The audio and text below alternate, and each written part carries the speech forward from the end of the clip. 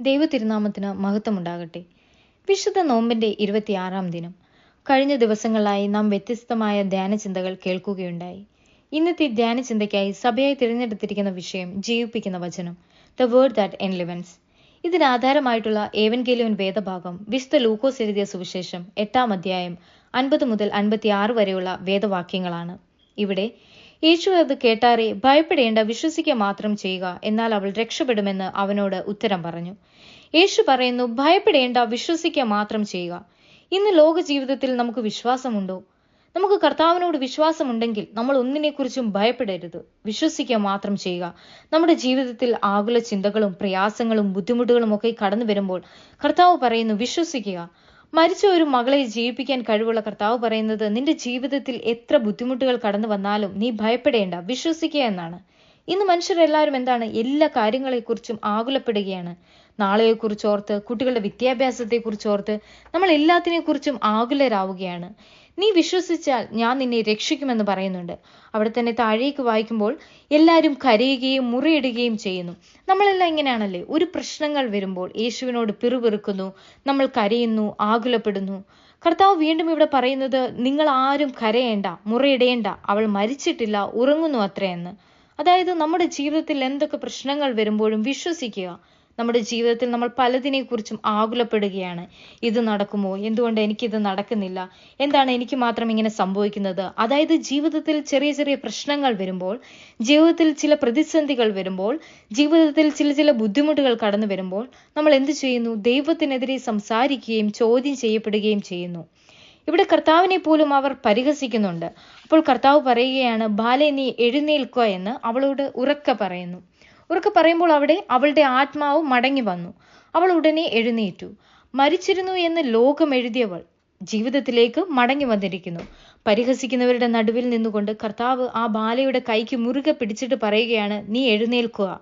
ദൈവം അവിടെ കാണിച്ചു കൊടുക്കുകയാണ്, പരിഹസിച്ചവരുടെ നടുവിൽ, നമ്മളെ കളിയാക്കുന്നവരുടെ നടുവിൽ, നമ്മളെ കുറ്റപ്പെടുത്തുന്നവരുടെ നടുവിൽ നമ്മളെ ഉയർത്തുന്ന ഒരു ദൈവമുണ്ടെന്ന്.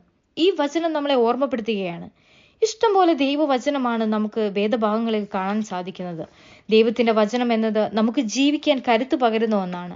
പ്രതികൂല സാഹചര്യങ്ങളിൽ ദൈവവചനം നമുക്ക് സ്വാതന്ത്ര്യം പകരുന്നതാണ്. ആദിയിൽ വചനമുണ്ടായിരുന്നു, വചനം ദൈവമായിരുന്നു എന്ന് യോഹന്നാൻ എഴുതിയ സുവിശേഷത്തിലൂടെ നമ്മെ ഓർമ്മപ്പെടുത്തുന്നുണ്ട്. ഈ വചനമാണ് ജഡം ധരിച്ച് നമ്മുടെ ഇടയിൽ പാർത്ത ക്രിസ്തു. ദൈവത്തിന്റെ വചനം നമ്മുടെ കാലുകൾക്ക് ദീപവും പാതകൾക്ക് പ്രകാശവുമാണ്.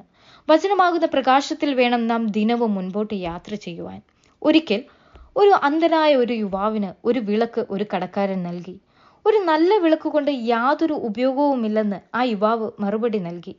എന്നാൽ ഈ വിളക്ക് നിനക്ക് വഴി കാട്ടുക എന്നതിനേക്കാൾ ഉപരിയായി എതിരെ വരുന്നവർ നിന്നെ തട്ടാതെ മാറിപ്പോകുവാനാണെന്ന് ആ കടക്കാരൻ മറുപടി നൽകി. അതുപോലെ വചനത്തിന്റെ പ്രകാശത്തിൽ നാം നടന്നാൽ തിന്മശക്തികൾ ഒരിക്കലും നമ്മെ തോൽപ്പിക്കുകയില്ല. ദൈവത്തിന്റെ വചനം തേനിലും തേൻകട്ടിയിലും മധുരം ഉള്ളതാണ്. ഒരു പോരാളിക്ക് ഏറ്റവും പ്രാധാന്യം വാളും പരിചയം ആകുന്നത് പോലെ നമുക്ക് തിന്മശക്തികൾക്കെതിരെ പോരാടുവാൻ വചനമാകുന്ന വാൾ നാം കയ്യിലേന്തണം. സങ്കടങ്ങളിലും തോൽവികളിലും നമുക്ക് ബലം തരുന്ന ദൈവവചനത്തിൽ അടിസ്ഥാനപ്പെട്ട് കഴുകന്മാരെ പോലെ ചിറകടിച്ചുയരുവാൻ നമുക്കിടയാകണം. ദൈവവചനത്തിന് നാം നമ്മെ തന്നെ നിരന്തരമായി തുറന്നു കൊടുത്താൽ പൂർണ്ണമായും വെടുപ്പുള്ളൊരു ഹൃദയം ആത്യന്തികമായി നമുക്കുണ്ടാകും. കാരണം നമ്മുടെ ഹൃദയത്തിന്റെ ചിന്തകളും ലക്ഷ്യങ്ങളും സ്ഥിരമായി നമുക്ക് വെളിപ്പെടുത്തുകയും നമുക്ക് നമ്മെ തന്നെ ശുദ്ധീകരിക്കുവാൻ കഴിയുകയും ചെയ്യും. ഓരോ വിശ്വാസിയും ഓരോ ദിവസവും ഇതുപോലെ ജീവിക്കണം. മരുഭൂമിയിൽ ഇസ്രായേലർക്ക് ദിനം തോറും മന്ന ലഭിച്ചതുപോലെ നാമും ദൈവത്തിന്റെ വചനം ഓരോ ദിവസവും ദൈവത്തിൽ നിന്ന് പ്രാപിക്കണം. ഇവിടെ നമുക്ക് കാണുവാനായി സാധിക്കുന്നത് വ്യത്യസ്തമായ ചിന്തകളെയാണ്. ഒന്നിനെക്കുറിച്ചും ഭയപ്പെടേണ്ട, പ്രയാസപ്പെടേണ്ട, ആകുലപ്പെടേണ്ട എന്നാണ് കർത്താവ് പറയുന്നത്. എന്ത് പ്രശ്നങ്ങളും പ്രയാസങ്ങളും കടന്നു വരുമ്പോൾ ഭയപ്പെടേണ്ട, വിശ്വസിക്കുക മാത്രം ചെയ്യുക എന്നുള്ളതാണ്. കർത്താവ് നമ്മുടെ കൂടെയുണ്ടെന്ന് നാം വിശ്വസിക്കുക.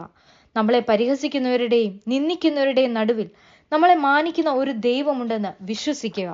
ഇവിടെ ബാലയുടെ കൈക്ക് പിടിച്ച് ഉയർപ്പിക്കുമ്പോൾ അവിടെ എന്താണ് സംഭവിക്കുന്നത്? അതായത് കർത്താവിലേക്ക് വിശ്വസിച്ചപ്പോൾ ജീവിതത്തിലേക്ക് അവളെ തിരിച്ചു കൊണ്ടുവന്നു.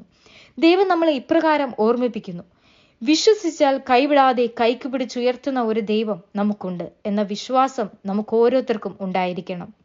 ഈ നോമ്പ് നാളുകളിലെ ആരാധനകളും പ്രാർത്ഥനകളും വചനധ്യാനവും നമ്മെ അതിന് സഹായിക്കട്ടെ എന്ന് പ്രാർത്ഥിക്കുന്നു. ആമീൻ.